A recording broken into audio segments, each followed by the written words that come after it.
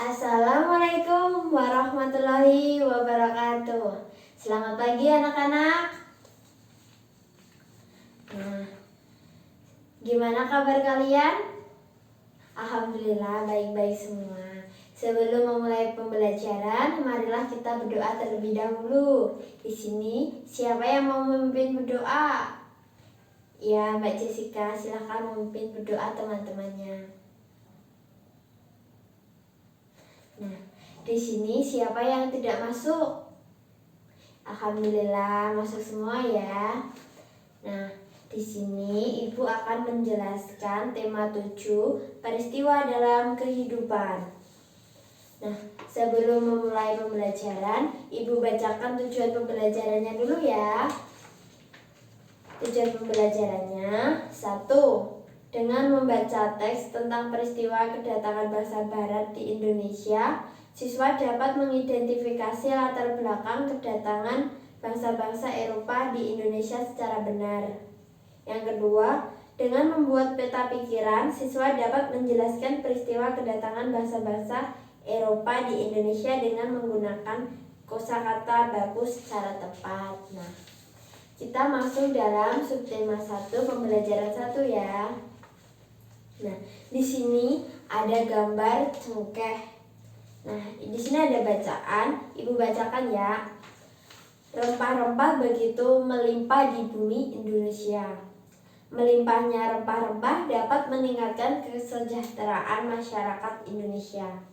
Namun, rempah-rempah yang begitu melimpah juga membuat bangsa-bangsa di Eropa berusaha untuk menguasai perdagangannya. Nah, di situ ada 3 pertanyaan. Kalian bisa menjawab pertanyaan ini di bahan ajar kalian masing-masing ya. Nah,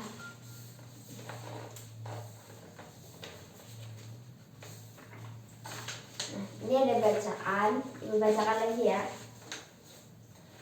Tahukah kamu hubungan antara cengkeh dan penjajahan yang dialami oleh bangsa kita? Cengkeh memiliki banyak manfaat. Sebagai bumbu masak, cengkeh juga digunakan dalam bentuk bunga utuh atau dalam bentuk bubuk. Cengkeh juga dimanfaatkan oleh bangsa Cina dan Jepang sebagai dupa. Selain itu, minyak cengkeh digunakan sebagai aromaterapi dan obat sakit gigi. Pohon cengkeh banyak manfaatnya, sehingga menjadikannya bernilai ekonomis tinggi. Oleh karena itu, cengkeh merupakan salah satu bahan rempah-rempah yang menjadi buruan bangsa-bangsa di Eropa. Hal itu memicu terjadinya penjajahan di Indonesia. Bangsa kita mengalami penjajahan cukup lama. Selama masa penjajahan, bangsa kita mengalami penderitaan akibat adanya penindasan. Pada masa pemerintahan kerajaan-kerajaan Islam di Indonesia, datanglah orang-orang Eropa yang mengadakan pelayaran samudera. Kedatangan orang-orang Eropa di Nusantara mula-mula disambut baik oleh bangsa Indonesia. Namun, ketika orang-orang Eropa itu berusaha menguasai Nusantara, mereka mendapat reaksi keras berupa perlawanan-perlawanan di berbagai daerah. Jadi, bangsa Eropa datang ke Indonesia untuk mengambil rempah-rempah yang berada di Indonesia. Nah, kita akan belajar tentang peristiwa kedatangan bangsa Barat. Nah, di sini, mulai akhir abad ke-15, bangsa Eropa berusaha melakukan penjelajahan samudera. Bangsa Eropa yang pernah melakukan penjelajahan dan penjajahan di Indonesia dimulai oleh bangsa Portugis. Kapal mereka pertama kali mendarat di Malaka pada tahun 1511. Berikutnya ialah bangsa Spanyol yang mendarat di Tidore, Maluku pada tahun 1521. Kemudian disusul oleh bangsa Inggris dan Belanda.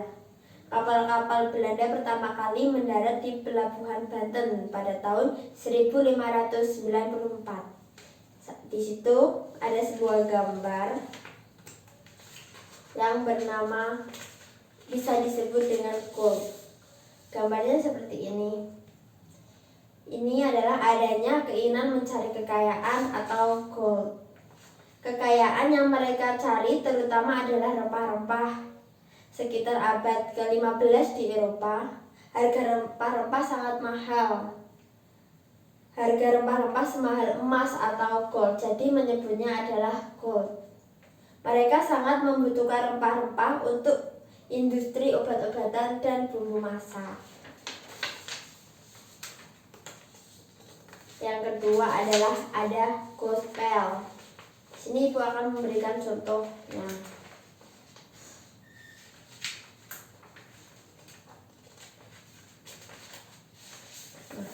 Ini adalah contoh gambar dari gospel. Adanya keinginan menyebarkan agama atau bisa disebut gospel. Selain mencari kekayaan dan tanah jajahan, bangsa Eropa juga membawa misi khusus. Misi khusus tersebut adalah menyebarkan agama kepada penduduk daerah yang dikuasainya. Tugas mereka ini dianggap sebagai tugas suci yang harus dilaksanakan ke seluruh dunia dan dipelopori oleh bangsa Portugis. Yang ketiga C yaitu glory. Ibu beri contoh gambar glory. Ini adanya keinginan mencari kejayaan atau disebut glory. Di Eropa ada suatu anggapan bahwa apabila suatu negara mempunyai banyak tanah jajahan, negara tersebut termasuk negara jaya atau glory. Dengan adanya anggapan ini, negara-negara Eropa berlomba untuk mencari tanah jajahan sebanyak-banyaknya. Yang D ini perkembangan ilmu pengetahuan dan teknologi. Ilmu pengetahuan dan teknologi berkembang pesat, contohnya seperti berikut. 1. Dikembangkannya teknik pembuatan kapal yang dapat digunakan untuk mengarungi samudera luas. Yang kedua, ditemukannya mesin untuk persenjataan. Senjata dapat digunakan untuk melindungi pelayaran dari ancaman bajak laut dan sebagainya. Di sini ada sebuah pertanyaan tentang 3G, yaitu God, Gospel, dan Glory. Mari kita belajar bersama-sama ya. Nah, yang pertama ada God. Apa itu gold? Yaitu kekayaan dan keuntungan.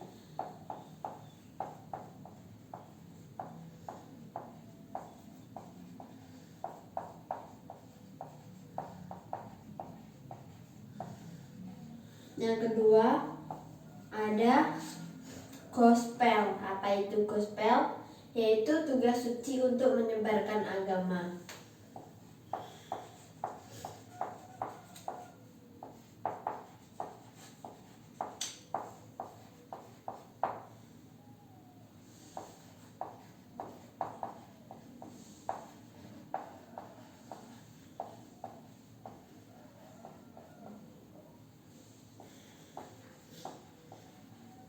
Yang ketiga ada glory. Apa itu glory? Glory bisa diartikan dengan kejayaan, superioritas, dan kekuasaan.